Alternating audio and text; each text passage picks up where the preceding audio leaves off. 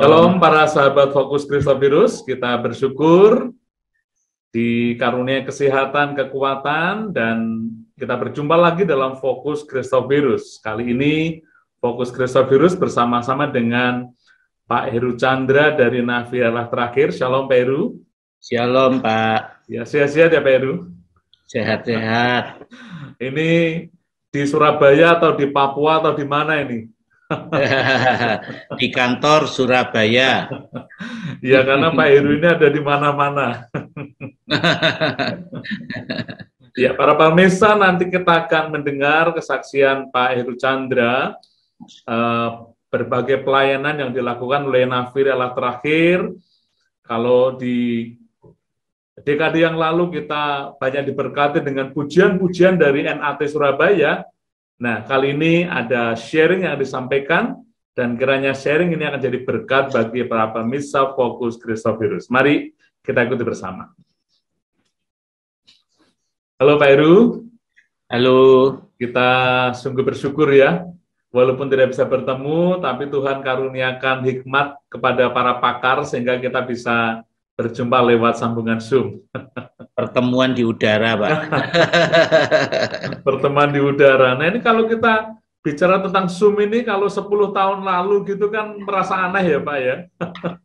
Iya, Zoom itu jadi populer dikarenakan Corona, Pak. Nah, kalau enggak ada Corona, mana orang mau pakai Zoom, karena kan harus belajar kan? Banyak yang udah malas belajar.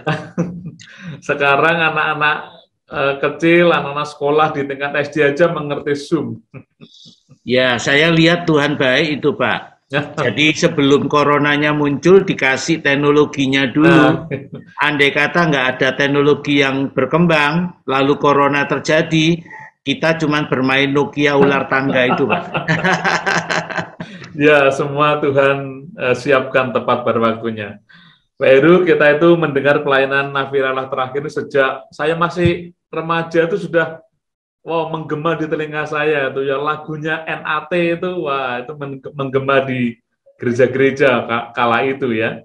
Tetapi di dekade saat ini kami juga melihat pelayanan-pelayanan Nafialah Terakhir juga luar biasa. Di antaranya lewat kartu-kartu digital itu. Mungkin bisa sedikit sejenak sharing tentang kartu digital sebelum nanti kita akan membahas tentang pelayanan Papua, Pak Heru. Ya, kalau dulu kami memang minnya utamanya itu adalah pelayanan media, penerbit, ya, dalam arti media analog. Jadi kaset, CD, VCD, traktat, buku gitu. Tapi bersama perubahan atau revolusi teknologi yang terjadi, kami sekarang mencoba untuk mengembangkan media digital. Itu dibantu dengan anak-anak kami yang sudah mulai lulus sekolah gitu. Jadi ke depan nanti memang mencoba mengembangkan itu. Apalagi kita sekarang ini di tanda petik dihantui dengan teknologi metaverse nanti ya Pak. Kita harus mengembangkan pelayanan digital yang bisa mengikuti zaman tentunya ya. Ya, itu tantangannya di situ Pak. Iya, ya Pak Heru, kami jadi penasaran nih, kapan ya Nafialah Terakhir ini didirikan dan visi misi serta tujuan kedepannya waktu awal didirikan itu apa Pak? Iya, jadi saya pribadi mulai lahir baru dan terlibat dalam pergerakan muda-mudi itu tahun 1980 lewat pergerakan sekolah ya, mahasiswa, pelajar dan mahasiswa.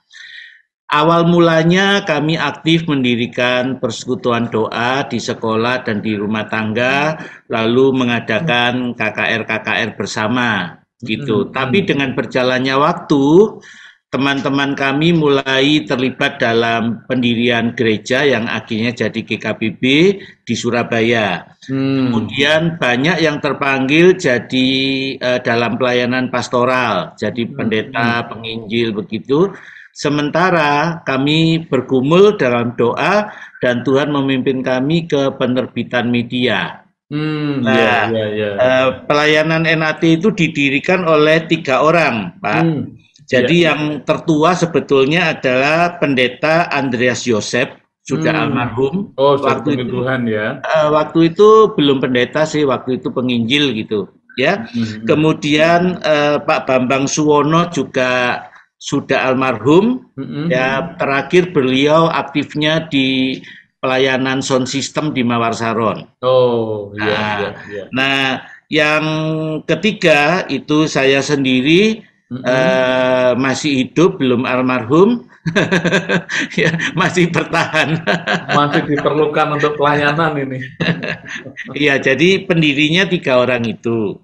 Kemudian visi misinya, lahirnya itu tanggal 25 Februari 1983. Jadi bulan ini nanti 39 tahun. Nah, tanggal 25 Februari, Pak. Jadi Pak Filipus dan kawan-kawan jangan lupa kirim kado, nggak apa-apa, Pak. Mau ulang tahun nih ya. Menyusul nanti juga Christophorus, Pak. Mau rayakan jubileum pada bulan Mei tahun ini. Iya. Nah, kalau mengenai visi dan misinya kita rangkum jadi 3 poin aja. Jadi yang pertama, bekerja sama dengan seluruh anggota tubuh Kristus menyelesaikan amanat agung. Matius 28, 19, 20. Yang kedua, biarlah seluruh bumi penuh dengan pengetahuan akan Tuhan melalui literatur dan media Kristen dalam bentuk fisik maupun format digital. Ya, jadi analog maupun digital. Itu Habakuk 2 ayat 14. Kemudian yang ketiga, memperkenalkan dan mengembangkan pelayanan non-mimbar atau non-pulpit ministry. Jadi berdasarkan 1 Korintus 12 ayat 18, setiap kita ini adalah anggota tubuh Kristus yang ditempatkan secara khusus dalam tubuh untuk berfungsi. Jadi kita ingin memperkenalkan pada gereja Tuhan bahwa pelayanan itu bukan hanya khotbah, bukan hanya di mimbar, bukan hanya pendeta penginjil, tapi banyak pelayanan yang lain juga. Itu Pak, 3 visi misinya. Wah, ini sangat menarik sekali ya. Saya tadi mendengar kata berfungsi ya. Ini memang kita jadi anak-anak Tuhan, apalagi lembaga-lembaga yang Tuhan dirikan melalui anak-anaknya harus berfungsi. Nah, Pak Heru, kami juga mendengar bahwa NAT ini melayani spesifik pengiriman gumis ya. Dulu saya dengar istilah gumis itu apa gumis? Ternyata guru misi ya. Nah, apa yang melatar belakangi Pak Heru dan rekan-rekan kok sampai terbeban untuk memikirkan pengiriman guru misi ke Papua ini, Pak Heru? Nah, kalau yang ini saya langsung pakai bahasa gambar ya Pak, pakai PowerPoint. Boleh. Silahkan Pak, silahkan. Ya. Supaya rekan-rekan pemirsa Fokus Christophorus juga langsung bisa menangkap begitu. Ya, jadi presentasi ini kami sebut Action for Papua. Gereja Tuhan jangan tertidur dalam terang, mari kembali bermisi. Ya. Nah, pelayanan ini kita sebut Love Papua, Do Something Now. Ya, karena kalau pakai nama Love Papua itu sudah dipakai Ibu Suset Heting. Ya, jadi Love Papua, Do Something Now disingkat jadi Lopa Dusono. Orang-orang Jawa bilang lupa dosanya, ya sudahlah. Oke. Nah, awalnya kami mulai melayani ke Papua itu lewat seminar-seminar anti aborsi 2003 sampai 2015 ya. Itu kita 7 kali berkeliling daerah-daerah di sana. Nah, sambil berkeliling itu kita melayani sekolah, melayani gereja. Nah, di situ kita melihat juga ladang misi yang kehabisan tenaga. Yang tersisa itu tinggal tua-tua dan jumlahnya semakin sedikit. Nah, akhirnya kami juga berkesempatan meninjau pedalaman Papua ke Pegunungan Arfak.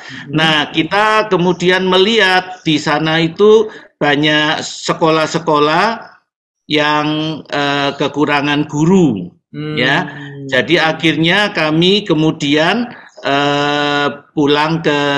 kembali ke Manokwari itu kita rapat dengan PGGP, Persekutuan Gereja-Gereja Papua. Lalu timbul ide untuk mengadakan penataran guru Papua. Ya, jadi akhirnya kita mulai menyentuh dunia pendidikan. Itu untuk orang-orang lokal, Pak, ya, untuk guru-guru lokal sana ya berarti. Pertamanya gitu, tapi kemudian berkembang juga pengiriman guru, gitu. Nah, kalau kita mau berbicara tentang ladang misi Papua, itu gereja di Papua itu sudah tidak terima pendeta penginjil atau cabang gereja baru, Pak, karena selalu timbul konflik dengan gereja lama. Ya. Itu karena persaingan program atau perebutan jemaat dan lain sebagainya. Tapi yang terbuka adalah dunia pendidikan, dunia kesehatan, sama dunia usaha. Jadi itulah 3 pintu masuk untuk membangun Papua saat ini. Oke. Nah, kami mulai kembali ke Jawa, kami mulai pergi ke kota-kota, kita mulai sharing ke berbagai kota tentang masalah Papua, termasuk di Semarang. Kayaknya Semarang tadi itu ini ya. Kan di Christophorus nih. Ya, ini di Panti Asuhan Christophorus nih. Iya. Nah, ini awalnya kita sharing ke berbagai tempat, lalu kemudian kita mulai mencoba penggalangan dana lewat konser, ya, Charity Concert for Papua. Ini kita adakan di Semarang dan di Salatiga, ya. Nah, pelakunya ini 4 orang remaja, Pak. 4 orang remaja ini masih SMA waktu itu, SMA 1, dan datang ketemu saya itu bilang, Pak Heru, kami punya beban untuk Papua, tapi apa yang bisa kita lakukan? Kalau pergi kami nggak bisa, kami masih pelajar dan keluarga pasti nggak ngizinin, kami anak remaja. Tapi kalau duit kami yang nggak punya, tapi kami punya keterampilan musik. Jadi akhirnya kita bikin charity konser dengan para remaja ini. Ya, kemudian kita juga sempat bikin charity konser for Papua di Medan bersama dengan penyanyi Herlin Pirena. Ya, ini tidak asing bagi gereja-gereja Tuhan, Ibu Herlin ini. Ya, pada akhir acara itu ada 3 calon gumis, guru misi yang terpanggil untuk berangkat mengajar di Papua, ya. Jadi sampai sekarang mereka masih di Papua. Jadi sudah berapa ya, 6-7 tahun ini di Papua. Asli mana mereka nih, Pak? Medan ada yang Nias, ada yang Batak. Nah, ini awal-awalnya, Pak. Lalu di Surabaya kita membuat mobilisasi misi Chariot of Fire. Chariot of Fire itu kita adakan tanggal 26 sampai 28 September 2014, ya. Kemudian diisi oleh remaja pemain harpa ternama Jessica Sudarta dan penyanyi Mandarin Chen Shuling. Ini orang-orang yang berbeban untuk Papua. Gitu. Setelah itu mulai ada bantuan-bantuan yang berdatangan, dikirim, ada yang bawa ke konser. Itu yang pertama di acara konser itu apa, Chariot of Fire, ya. Lalu kemudian bantuan berdatangan di kantor kami, ya, dan makin lama jumlahnya makin banyak. Nah, bantuan-bantuan itu nanti yang kita kirim ke Papua. Nah, selesai acara Chariot of Fire, kami mulai bikin safari for Papua, keliling kota-kota di Jawa, ya. Ini di Cirebon, di Cibubur. Gambar-gambar yang saya ambil ini cuman sebagian aja ya, Pak, ya, karena waktu ya. Jadi cuman secupil aja. Kami juga mulai masuk ke STT, ya, Tuhan Buka Pintu, STT Eklesia, STT Berea, STT Inteos, Fire Generation Solo, Pesat Lopait, STT II Surabaya, STT I3 Batu Malang, Sati, STIA, dan Malang Partnership, dan lain-lain. Kenapa kita masuk ke sana? Tujuannya ya memobilisasi SDM, memberi tantangan orang-orang yang mau bermisi. Ya. Jadi seperti ini di SDT Inteos 7 mahasiswa, di Pesat Lopait lebih dari 60 mahasiswa.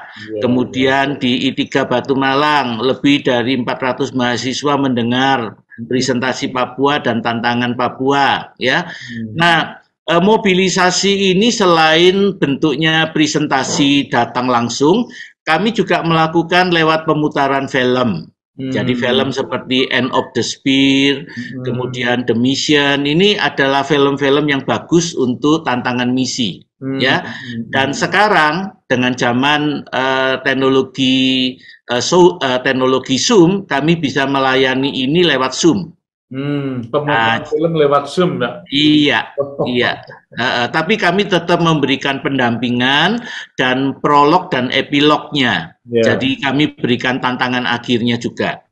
Jangkauannya bisa lebih luas tentunya, Pak, ya, malah ini. Kalau ini jadinya tak terbatas.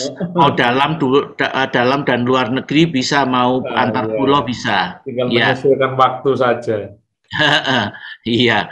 Nah, kemudian kami mulai menerima tenaga-tenaga yang berbeban untuk Papua. Nah, pengutusan guru misi mandiri ini artinya yang datang dalam jumlah yang tidak banyak. Kami tidak bikin pelatihan besar, tapi melakukan pengutusan ke Papua. Nah, dimulai dengan 5 mahasiswa, kemudian dari I3 Batu Malang, ya. Kemudian ini tadi yang dari Medan 3 ditambah 1 dari Surabaya. Jadi ada 4 yang kami kirim ke Papua. Nah, ini yang kedua. Jadi ini foto dengan kepala suku. Kepala sukunya nggak pakai pakaian, pakai koteka. Benar-benar primitif ya, Pak. Iya, ini yang Kumis Mandiri kedua. Nah, inilah yang mereka lakukan di Pipal, di Pegunungan Bintang, ya. Pegunungan distriknya Pipal, kemudian Basir, lalu satu lagi. Jadi ada 3, Yapil, ya, ada 3 daerah yang dilayani mereka. Nah, mengajar mandi, pakai sabun, pakai odol sikat gigi, ya, pakai sampo. Yang jadi problem setelah diajar mandi dengan semuanya itu, siapa yang memberikan? Yang memberikan sabun siapa? Yang memberikan odol sikat gigi, sampo siapa? Gitu. Nah, yang jadi problem kalau kelompok lain yang memberikan, wah, kita yang membuka pintu, mereka yang masuk itu, Pak. Ya, kemudian ini di dalam sekolah, ya, memberi pelajaran kepada mereka, dan yang mau belajar ternyata bukan cuma anak-anak, orang tuanya juga mau belajar. Oh, gitu ya, karena mereka juga orang-orang tua juga masih harus belajar baca, belajar. Iya, gitu ya. dari nol, karena mereka memang tidak pernah sekolah. Kalau dilihat, ya, dari rata-rata penelitian yang dilakukan, rata-rata orang Papua, khususnya pedalaman, itu hanya sekolah 2 tahun seumur hidupnya. Nah, kalau 2 tahun tuh loh yang dipelajarin apa, Pak? Ya, jadi itu, dan mereka ini didorong oleh hamba Tuhannya atau kepala kampungnya untuk belajar minimal baca tulis. Kenapa? Supaya bisa baca Alkitab hasil penerjemahan para misionaris. Gitu, karena menerjemahkan Alkitab tuh butuh waktu kurang lebih 25 tahun, dicetak, dikirim ke mereka nggak bisa baca, jadi kan sia-sia. Nah, jadi akhirnya guru-guru kami diminta mengajar baca tulis untuk mereka. Oke, lanjut. Ya, yang jadi masalah juga sama. Kalau mereka sudah bisa membaca, yang kasih bukunya, buku gambarnya, dan buku bacaannya siapa? Iya. Jadi ini sebetulnya butuh kerjasama tubuh Kristus. Ada yang di garis depan yang membuka pintu, tapi disupport dengan bagian belakang yang memberikan materi-materi yang diperlukan. Iya. Betul. Nah, kemudian mulai ada 6 guru lagi yang berangkat ke Papua. Ini 6 guru ini sarjana semua nih, Pak. Yang 5 dari Medan Nias, yang satunya dari NTT. Ya, ini orang-orang muda ini kalau benar-benar tidak terpanggil, ya pastinya pilih tempat-tempat di kota ya Pak. Iya, apalagi mereka merasa sudah STT kan, Nah, punya itu. potensi masuk gereja jadi gembala dan seterusnya. Mm-mm. Gitu. Nah, ini orang-orang ini berangkat 2016 ya, dan sampai sekarang masih di NTT juga, masih di Papua juga. Puji Tuhan, puji Tuhan. Ya, jadi kontrak guru-guru misi yang berangkat sebetulnya kami targetkan 2 tahun. Tapi setelah 2 tahun mereka bebas mau lanjut atau mau pulang. Dan ternyata 60% bertahan. Masih ya alasannya masih cinta Papua. Nah, ini yang kami mulai bikin pelatihan banyak orang, Pak. Jadi ini program penataran pendidik anak Indonesia, kita singkatnya P3AI, angkatan pertama di Surabaya lah. Ini pelatihannya dan ini waktu pengutusan. Ya, kemudian ini adalah yang kedua dibuat di Semarang. Nah, ini yang dengan panitia Semarang itu. Ya, ini kemudian pengiriman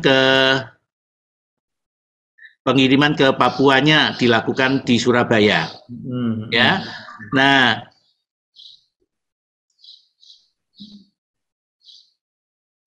ya.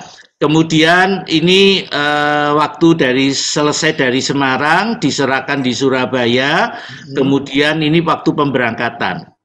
Setiap kali ada guru misi berangkat ke Papua, kami tidak lupa menitipkan barang-barang bantuan. Jadi mereka kalau pergi itu bawa dus-dus ini puluhan bahkan bisa ratusan. Itu isinya juga bisa pakaian, obat-obatan gitu ya Pak? Iya. Kalau dibawa langsung kan lebih cepat sampai gitu. Tapi akibatnya karena mereka jumlah banyak tapi bawa barangannya banyak, kita sering kena denda, overweight. Ini waktu saat-saat pemberangkatan angkatan kedua. Ini yang angkatan ketiga yang kita buat di SUE. Jadi pelatihannya di SUE, tapi kita di sini minoritas karena kita numpang. Kita cuma menitipkan sejumlah calon guru misi. Tapi yang ngadakan ini orang dari SUE sendiri, Pak. Gitu. Nah, ini guru-guru yang hasil dari angkatan ketiga selesai pulang ke Surabaya. Memang kalau mau berangkat Papua harus dari Surabaya, Pak. Di Surabaya ini yang unik. Guru-guru misi yang kami kirim itu selalu kami usahakan kain sarung, Mbak. Apa itu fungsinya, Pak, kain sarung? Kain sarung itu alat utama dalam pelayanan di pedalaman. Jadi fungsinya satu, untuk mandi. Karena orang Papua kalau mandi telanjang bulat lah, guru-guru kita malu. Nah, ini kan mandi pakai sarung bisa. Yang kedua, sarung itu gunanya untuk ganti pakaian, Pak. Kamar ganti pakaian. Yang ketiga juga, apa? Bisa jadi selimut juga untuk tidur. Yang ketiga ya memang untuk selimut dan untuk menghindari nyamuk. Gitu. Jadi ini alat penting. Oke, kemudian ini saat angkatan 3 diberangkatkan, ya mereka ditempatkan di daerah Papua Barat. Kalau yang 2 tadi di Papua Timur, angkatan 1, angkatan 2 itu Papua Timur. Ini yang Papua Barat. Nah, kami juga melakukan ini pelatihan PAUD, Diklat Berjenjang Pendidik PAUD. Ini kita kerjasama dengan Yayasan 5 Roti dan 2 Ikan, Pak. Nah, ini adalah memberikan sertifikasi untuk guru-guru PAUD Kristen. Kebanyakan guru PAUD itu tidak punya keterampilan, kecakapan mengajar, ilmu untuk mengajar, karena mereka dasarnya cuma cinta anak. Nah, ini dalam aturan pemerintah ke depan ini tidak boleh. Harus punya sertifikat. Harus S1. Nah, kalau ini tidak ditolong, tidak diatasi, bisa ada pemecatan besar-besaran dan kita akan kekurangan guru PAUD Kristen. Jadi kita bekerja sama dengan 5 Roti 2 Ikan mengadakan pelatihan sertifikasi guru PAUD. Harus diantisipasi dari sedini mungkin berarti. Ya, tadi di Jayapura, ini yang di Sorong. Nah, ini pelatihan guru PAUD. Nah, selain itu kita juga mengirim banyak bantuan ke daerah-daerah Papua. Kita kirim untuk Pegunungan Bintang, untuk Lanijaya, untuk Sorong, ya. Dan sekarang tambah luas lagi, kita juga kirim ke daerah Peniai, Manokwari, itu. Nah, ini saat pengiriman kadang kita pakai kontainer.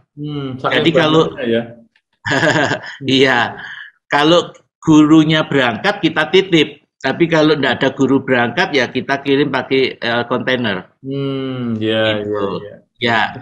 Nah, pada masa pandemi kita kirim APD, masker dan lain-lain ke Sentani, ke Papua, ya, ke Nabire, ya ke beberapa tempat kita kirim. Wah, ya ini NAT memproduksi sendiri atau jadi supplier? Karena waktu pertama, iya. Karena waktu awalnya Pak Christopherus juga akan memberkati rumah sakit, klinik-klinik dengan APD. Kami juga pesan ke Pak Heru. NAT. Jadi awalnya itu gerakan APD ini lahirnya di Bandung, kawan-kawan kami membuat APD murah. Karena murah, karena waktu itu APD-nya di atas 100 bahkan ratusan ribu ya. Nah, APD mereka itu cuma sekitar 45.000 sampai 50.000. Nah, jadi waktu itu saya berpikir, wah kok murah sekali. Saya kontak mereka, saya bilang, saya mobilisasi jaringan ya supaya pesan. Lah setelah saya kontak jaringan yang masuk ternyata pertama 8.000, mereka kaget, loh kok banyak sekali, terus akhirnya malah tembusnya ke 10.000 lebih. Jadi akhirnya mereka bilang, Pak Heru maaf ya, kami nggak sanggup melayani, lebih baik Pak Heru bikin sendiri. Jadi kita dipaksa Pak bikin sendiri. Akhirnya bikin sendiri ya? Bikin sendiri tapi dibimbing dari Bandung. Oh iya. Dan ada mujizat Tuhan. Waktu itu kita kesulitan kain sponbonnya, tahu-tahu ketemu pabriknya di Sidoarjo, lalu ketemu penjahitnya di Salatiga.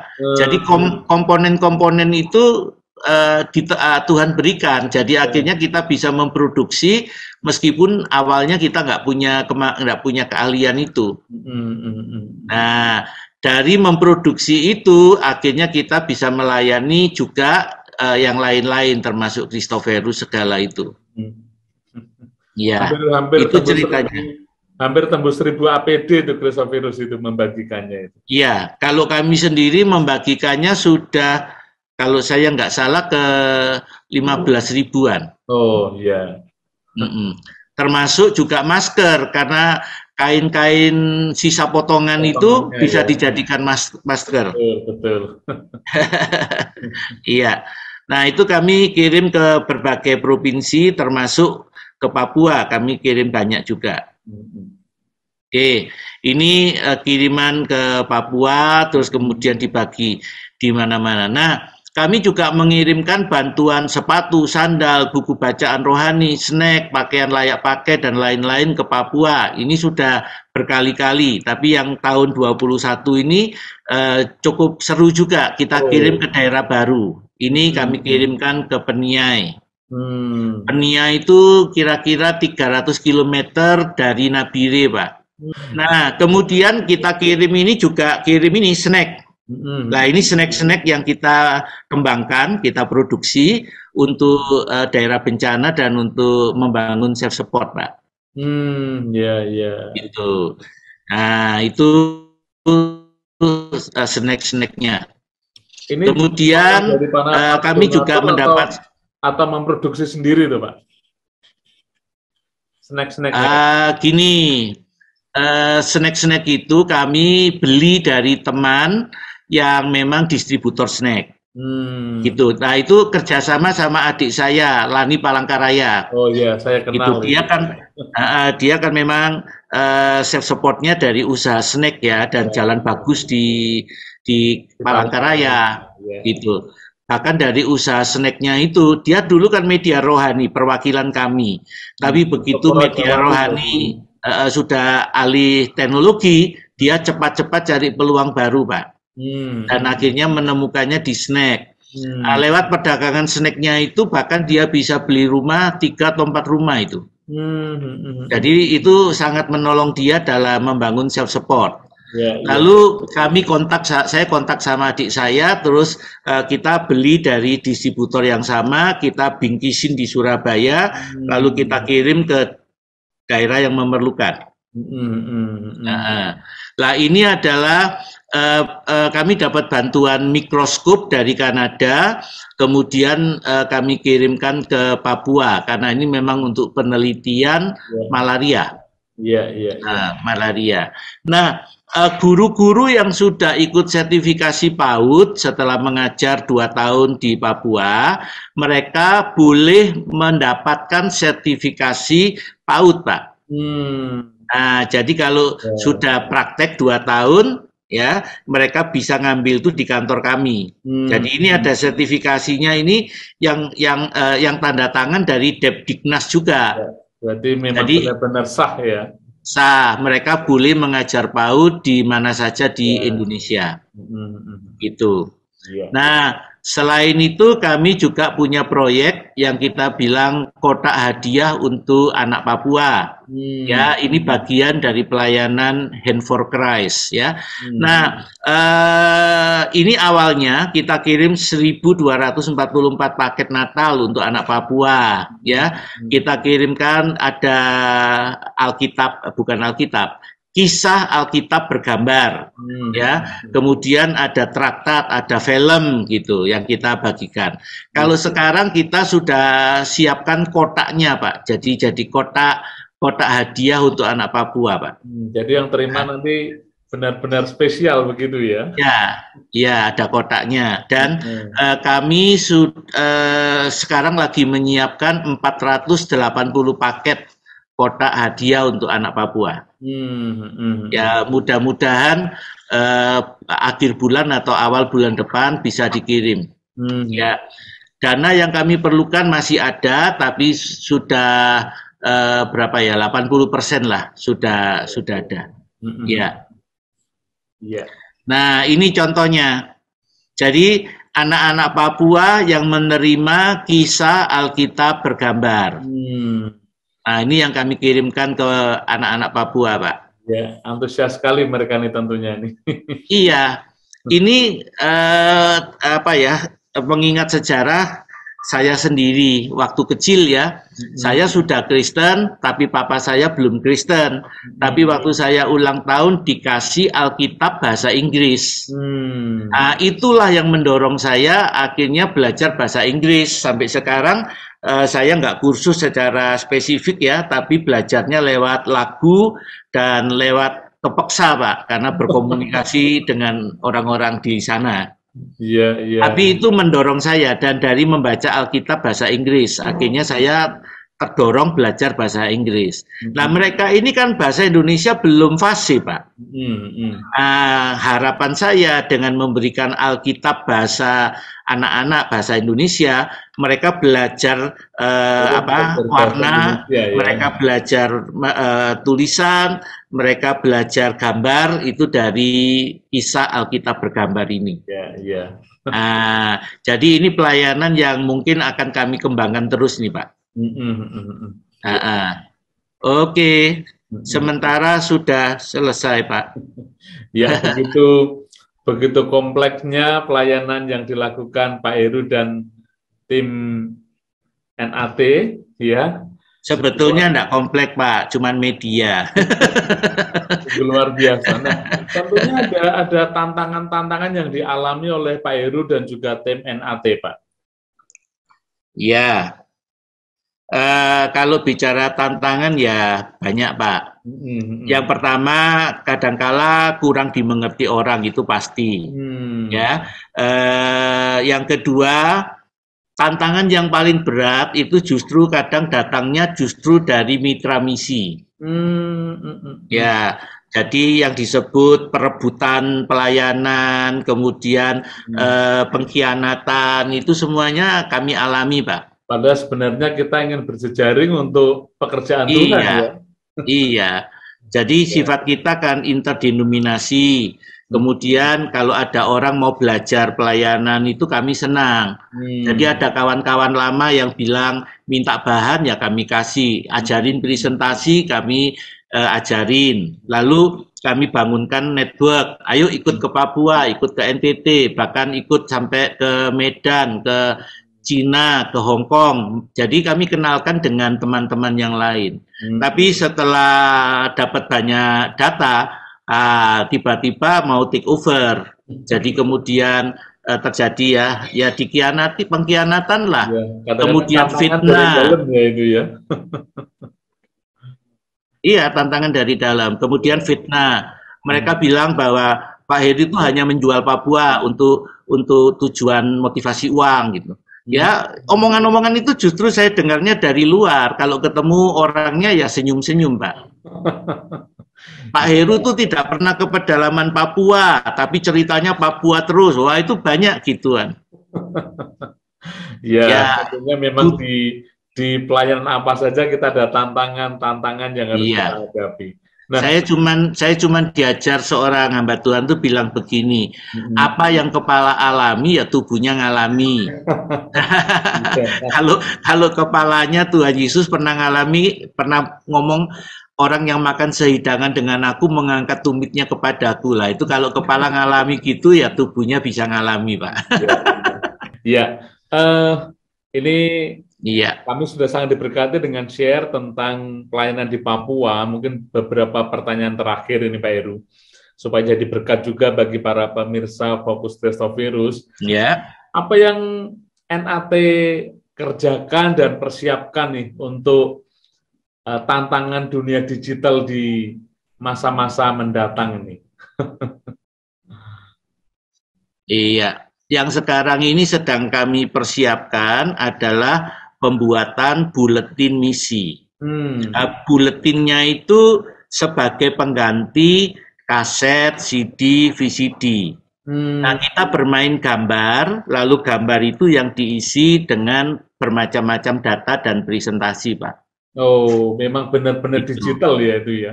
Ya, dunia digital. Lalu nontonnya pakai handphone. Nah, tentu itu butuh istilahnya butuh mendidik atau butuh mengajar masyarakat. Tapi kalau itu bisa diterima, wah itu sangat menolong dalam penyebaran media, menyebarkan informasi. Iya.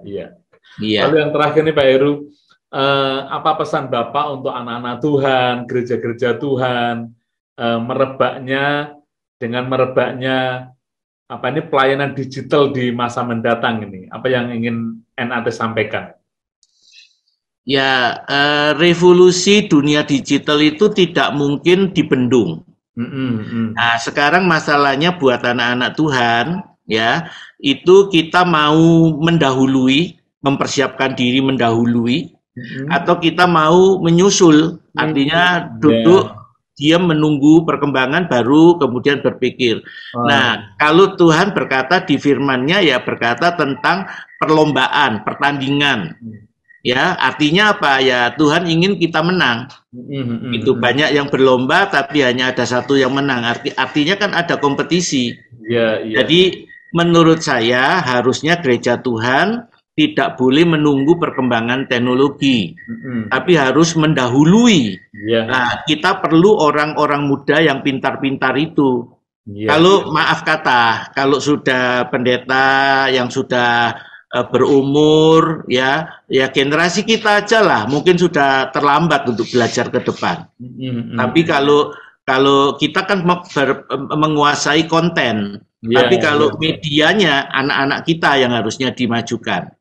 Jadi intinya adalah gereja harus memberi kesempatan anak-anak muda yang ada di dalam gereja itu untuk mengembangkan pelayanan media. Jadi simbiosis Pak, mereka teknologinya, yang tua kontennya, isinya. Betul. Oke, terima kasih Pak Heru, itu satu pesan yang sangat berharga bagi anak-anak Tuhan gereja-gereja Tuhan, juga hamba-hamba Tuhan. Pak Heru, terima kasih waktunya sudah menyediakan diri untuk sharing pelayanan Nafiralah terakhir, khususnya pelayanan-pelayanan di Papua. Ya, salam buat rekan-rekan di NAT, tetap semangat. Ya. Terima kasih. Tuhan Yesus memberkati. Ya, sampai bertemu. Ya, Pak. Para sahabat Fokus Kristovirus, kita telah bersama-sama dengan Pak Heru Chandra dari NAT Surabaya. Begitu luar biasa menyaksikan pelayanan-pelayanan, terutama pelayanan di pedalaman Papua. Kiranya kesaksian ini, sharing pelayanan ini akan membuka hati kita untuk kita juga boleh berjejaring. Kita mendukung pelayanan-pelayanan misi untuk satu tujuan. Nama Tuhan dipermuliakan dan banyak jiwa dimenangkan bagi pekerjaan Tuhan. Sampai bertemu dalam Fokus Kristovirus berikutnya. Tuhan Yesus memberkati.